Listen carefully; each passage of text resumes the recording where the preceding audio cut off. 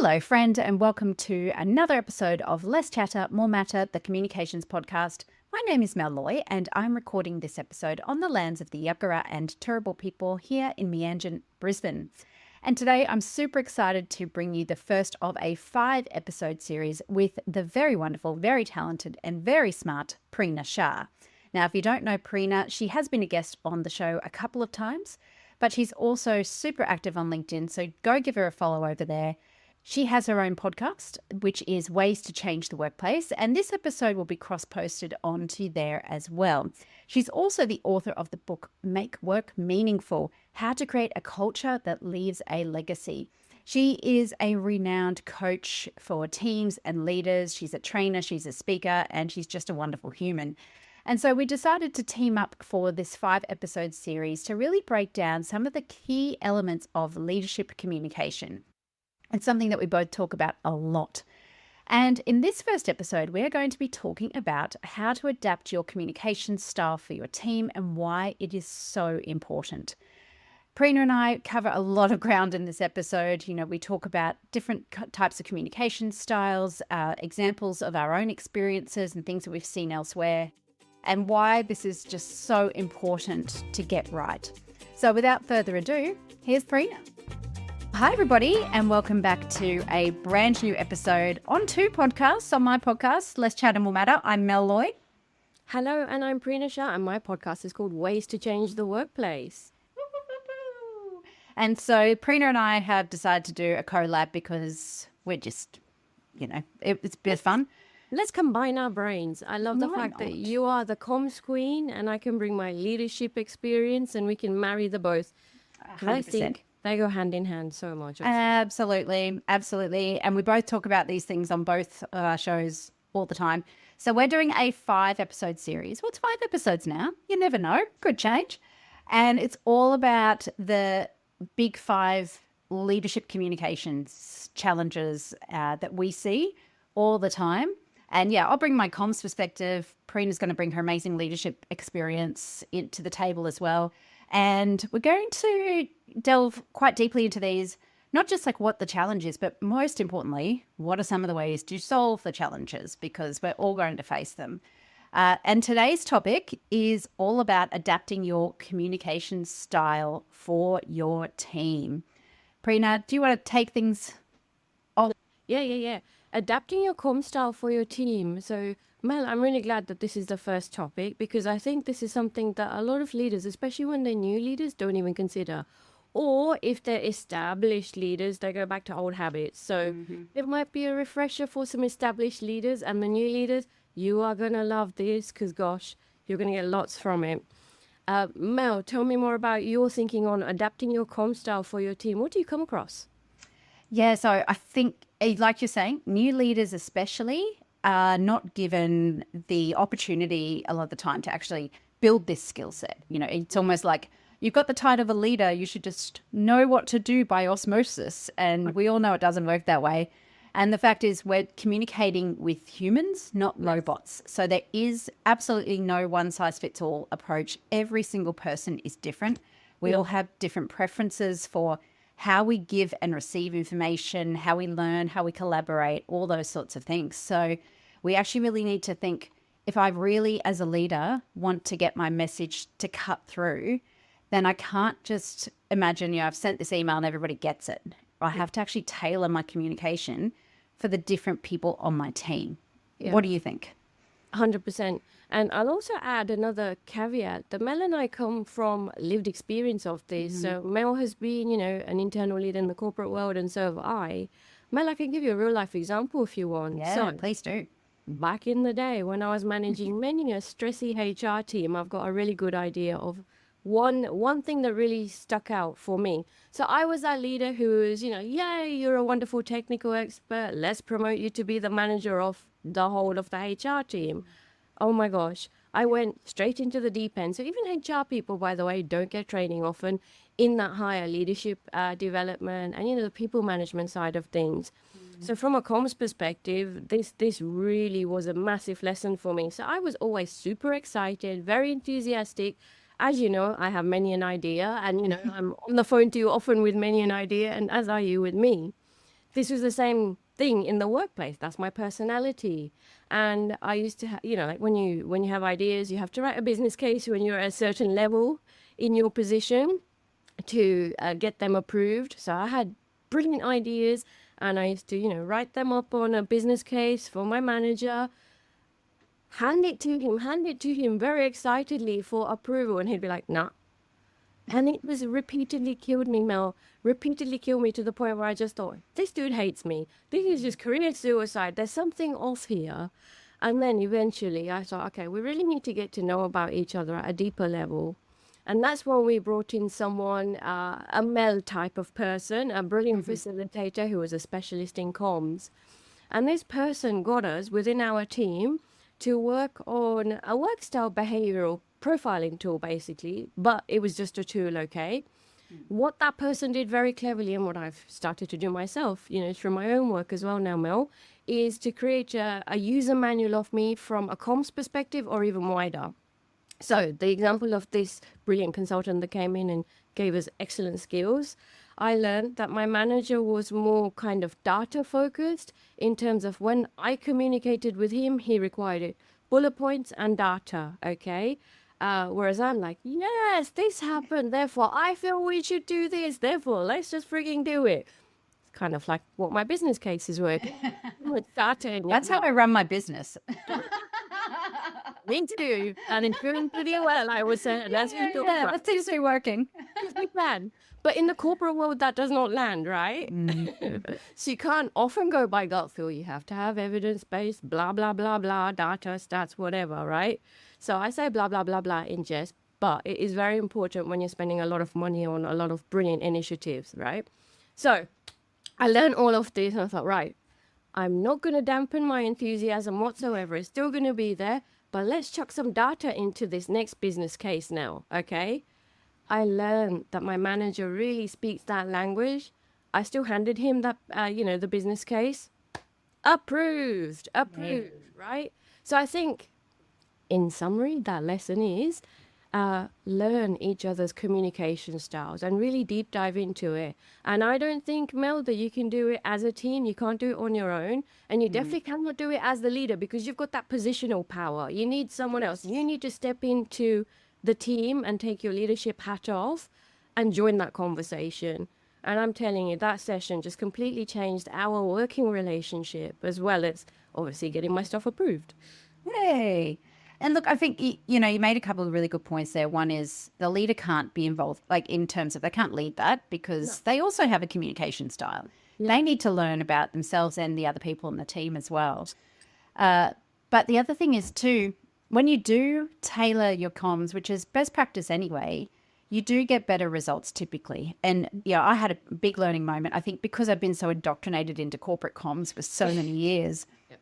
The way I used to write for frontline teams, it's no wonder they ignored everything I said. Like, honestly, I look at it now and I'm like, why would they care about that, Because I wasn't tailoring. I was taking it from the perspective of the business, not from their perspective. I wasn't thinking about not just their comm style, but also the context in which they work. So if you're on the phone to customers all day, the last thing you want to do is go and read that internet article. Like, A, when are you going to have time? B, you don't give a shit. So, that's something I had to learn as well, or unlearn and relearn how to be just a better communicator, not just with my team members as a leader, but when communicating with other groups in the organization and really think about, well, what's their context when they engage with communication? If they're really tired, we do a lot of work with aged care and community services organizations. Yeah. At the end of a 12-hour shift, when you've been on your feet all day, maybe somebody's been yelling abuse at you all day and you're tired, you're cranky, and I send you an email saying, we are delighted to introduce our new IT platform. That's not it. Yeah. Go ahead. So it's thinking about that context as well. And there's different. You talked about a tool that you that you used in that session as well. Yeah. There's loads of tools out there, and I think it's important to realize they are just tools. None of them are scientifically rigorous, really. It's how you use them, it's how you Yeah, utilize that exactly. knowledge. That's all it is, right? That's it. It's giving you insights that can help you change. And one of the tools that I use, I know you know about my tool, it's a quiz and it's Yeah, called the communication personality type quiz. I've done it. And it's looking at three main domains. And one is, are you more introverted or extroverted? So do you get your energy from being alone? Do you need time to process information? So you're not just going to, brainstorm in a team meeting. It doesn't work that way.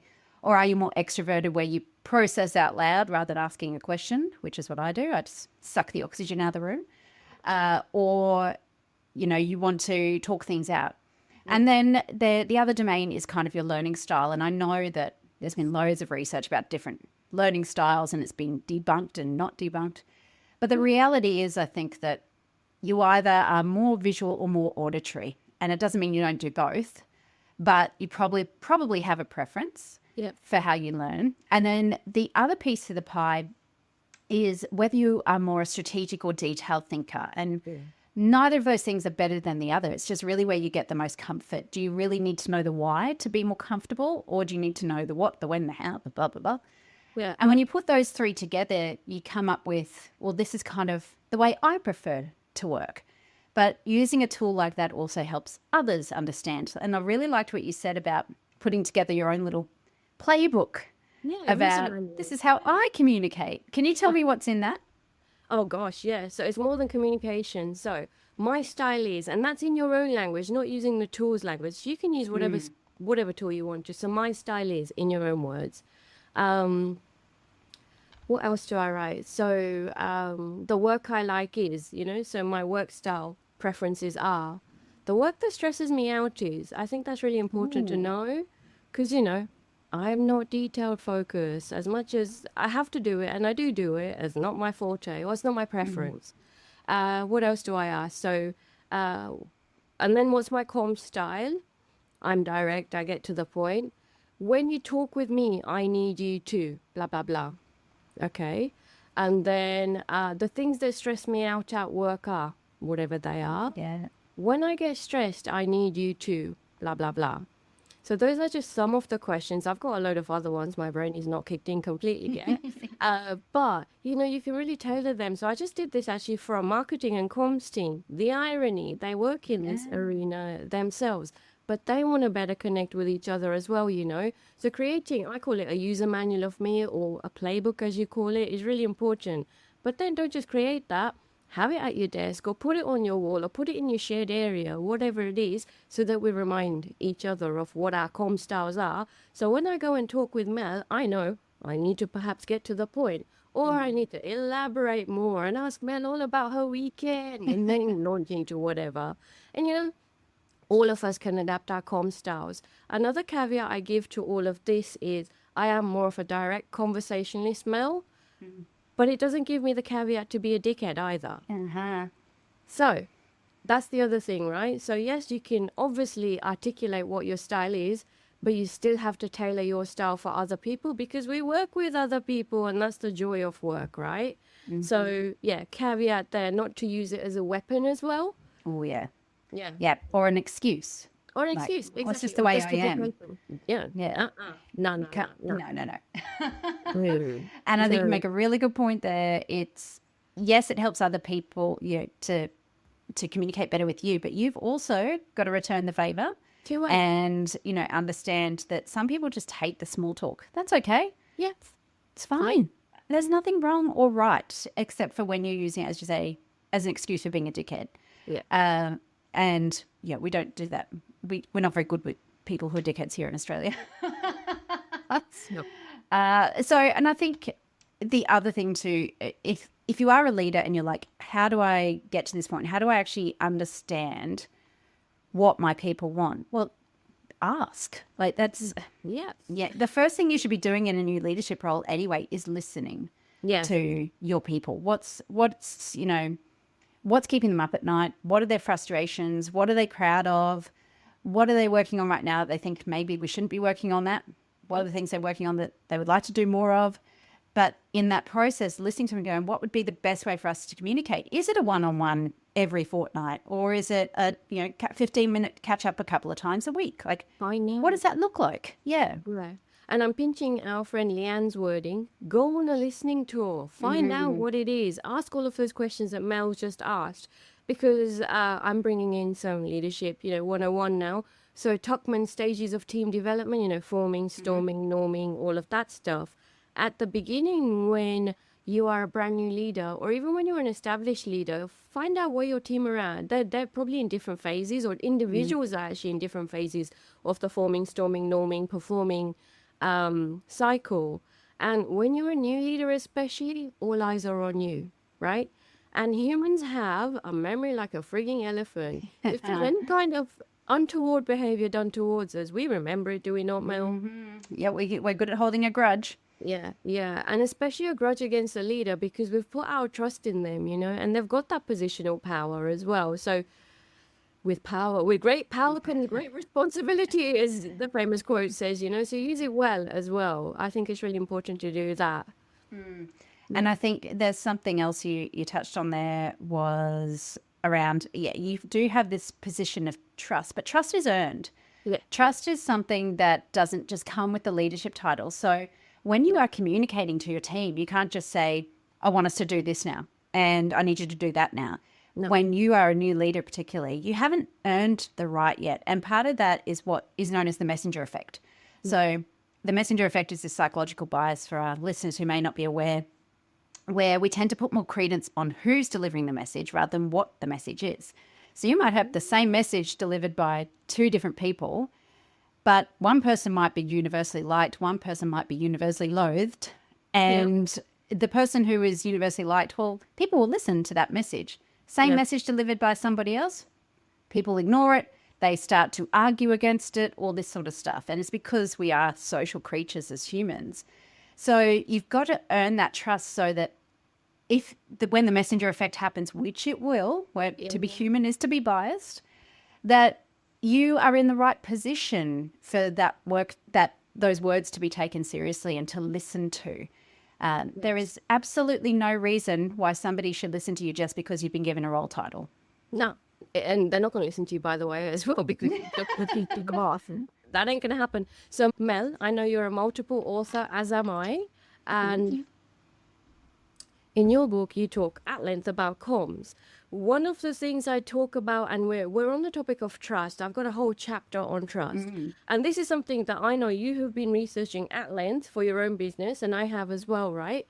So the know, like, and trust concept. You cannot just build trust immediately just because you've got that anointed title of manager or leader. No.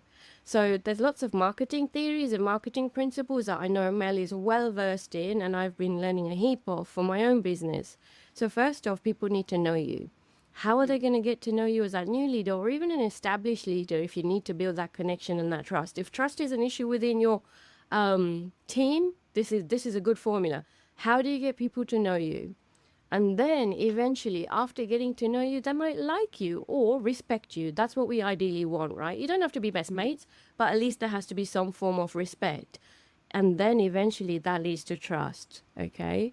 So I think a lot of leaders forget that concept as well. They just go straight to, I'm the boss, therefore you should trust me. So know, like, and trust. How are people going to know you first off, which then leads to like or respect? And then leads to trust. So remember that, anyone who's listening as well. I love that. Yeah, know, like, and trust is so critical. I think it depends on, well, it doesn't depend, but it shows up differently in terms of how you became a leader. So I've become a leader by, applying for a job, going into a brand new company where the team had all worked together in various ways before, so they all knew each other. Yeah. Some of them were in manager positions and I was basically coming in above them. And they'd been at the business longer and all those sorts of things. So I was so cognizant of that you didn't want people to feel like, telling them to suck eggs and being really aware of, as a peer coming in and essentially being a peer and coming in above and working with them. And when they all knew each other, they all knew how to work with each other. That was one scenario where it's like, okay, I've really got to start off with the basics of know here. What they need to know me. They need to then maybe they'll like me. I hope they like me. And then hopefully they'll trust me. I'll earn their trust. But then I've also been a leader in a business where I've come up through the ranks. Yeah. And so I've known people already. And that in a way was pros and cons, right? Yeah. Pros being, well, they know you. They hopefully already trust you. They like you. They work with you. They know how to work with you. The cons of that is they might have a picture of who you are in your mind. Yes. And if you shift out of that stereotype they built around you, Yep. then that can go sideways as well. It's because, well, I thought we were friends, or I didn't realize that they would actually performance manage me, or those sorts of things, that you've shifted out of what they know about you. Yeah. And I'm sure you've seen all of that before too. Oh my gosh, I talk about it at length. So I talk about it as being the peer to leader or buddy to boss. You choose your words, however you want to take that one. But I've been there, and you clearly have been there as well. That is one of the hardest gigs as well. So you've got to draw this new boundary as well.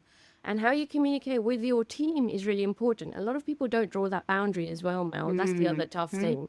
So I talk about, this is about trust and respectful boundaries. So when that has been the case for me, I've been friends with my colleagues on social media, beyond LinkedIn, like personal social media. So whether it be Instagram, Facebook, that kind of stuff. So just using my own example. So when I have been, that peer to leader now, I've had to have the conversation with my friends of saying, hey, I'm going to back on from a personal perspective. I still want to respect you. I still like you. But sometimes I might have to have tough conversations with you. Or sometimes I might just have to be different as a leader now. And for me to be the best leader that I can for you, I need to draw a boundary. That's it. And a lot of people don't do that. No. And that's when things get messy, So, Yeah. yeah. It's another aspect of tailoring, right? It's not just tailoring to the individual as a person, but the role as well. Yeah. And what's expected of you as a leader in that role. And it's not to say, I think this is the other thing people might struggle with too when they tailor their communication is, well, how do I tailor but still be genuine? Because we wax lyrical about being authentic and genuine. Yeah. And that's important because people do see through Oh, the bullshit, right? We've all got pretty good BS radars. You can still be you. You can still use the words you would normally use, the language you would normally use, the humanity that you always bring. Absolutely. But you need to perhaps tailor how you're delivering that message, whether it be the channel, as you say, putting up, having those boundaries or putting some lines in the sand to the person you're talking to. Absolutely. Mel, can I throw another one at you? So you're talking Please about... do. Okay, this is a tough one because I've been through it, and I know many a person listening is going to go through it or going through it at the moment. So you've talked about becoming a peer to leader or buddy to boss. How about when you are the youngest person and you're the boss of many other people who are older than you? I've been through this. Have you? Absolutely, yeah. And how do you deal with that from a comms perspective? I guess, my own personal experience was that it wasn't an issue, which was lovely, because the people who were older than me, A, weren't interested in being leaders, so they were just quite happy somebody else was doing the job and they didn't have to. But B, they, one of them in particular said to me, it must have been really hard to come in and know that you were younger than everybody else. So they were very cognizant of it, which was great. But I have seen this before where to go, oh, she's only 20 something, what would she know? And blah, blah, blah, blah. And it's about showing, I think you have to be even more collaborative. You actually need to get people co-creating things with you, test their ideas and draw on the knowledge. It's an amazing font of knowledge to go, look, I'm thinking about this. Have you tried this before? How did you experience that? This is why I'm thinking this. So not just asking for advice, which people love being asked for advice, by the way, if you ask them for advice, but it's also then explaining your thought process behind it. So you're not just coming up with shiny ideas because you're young and feeling great. You've actually got chops behind it as well because, I've met many people who have many degrees and they're not, honestly, they're not strategic thinkers. They're just doers. Yeah. So it doesn't matter age or, necessarily qualification, except if you're a doctor or somebody, please have a qualification. But it's how do you demonstrate that you've got that thoughtful, strategic thinking process and that you're willing to listen to other ideas? And that you're willing to listen. Okay, so taking myself back to, really young leader, managing many very experienced, amazing people. I had oh shit, I've got to prove myself. Whereas you take that out of your brain, Mel, and you actually do that collaborative process, rather than having to prove yourself, you're proving yourself in a beautiful other way anyway, right? By listening, by really understanding and getting their knowledge and actually utilizing the brilliance of your own team who have the 100%. experience, right? So yeah, great. Yeah, they're a whole wealth of knowledge there. So let's use them. Let's absolutely use them. Yeah, Now, we have covered a lot of ground in tailoring. we have. Maybe let's think about, okay, if I'm a leader today Yeah, and I'm listening to this conversation, yeah. what are some of the key things I should take away from it? Okay. From my perspective, I really think you need to have a user manual of your whole team. I think that has really, honestly, when I've done it with teams, Mel, it has just changed the way that they work together. It's changed the way that they communicate together and the way that they adapt their styles. They actually naturally do it then, That is it's gorgeous. It's front of mind then. So if I was to drop that golden nugget, I'd say that would be that one. But then collaborative rather than having to prove yourself if you're a young leader, that was a gold moment for me as well. And then I think the real importance about, and I haven't talked about this, Mel, but when you were talking, I was just thinking about my corporate days. I have had the opportunity to work with the best comms people. But that's only because I've shared my information internally. When you have to work with internal comms, I've shared my information from just a plain English perspective, not HR.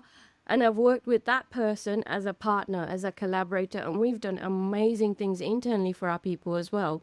So I know you get lots of internal comms people listening. I think that relationship that you have with your clients and really trying to understand the nuances. And you talked about, if it's a call center and they have to read that boring email at the end of the day, they can read it. What other options do you have? Can you communicate? Can you go and talk to them? Can you give your managers a script to go and give them the heads up? There's so many other beautiful ways that you can work with your internal comms people who are so talented. Use it. Yeah, and they're often very understaffed as well. Yeah. Those teams have been cut over the years that I've worked in comms. Yeah. And you might have, one client we've just finished up working with, massive organisation, thousands of people. I've got 3 internal comms people. No. They're not cool. They are under the pump. God. So the more you can do to help them, sometimes the better. So I really love that aspect of tailoring too that you just talked about in terms of your internal clients and your internal relationships. Think about what it is they might need that you could support them with and make their lives easier, not harder.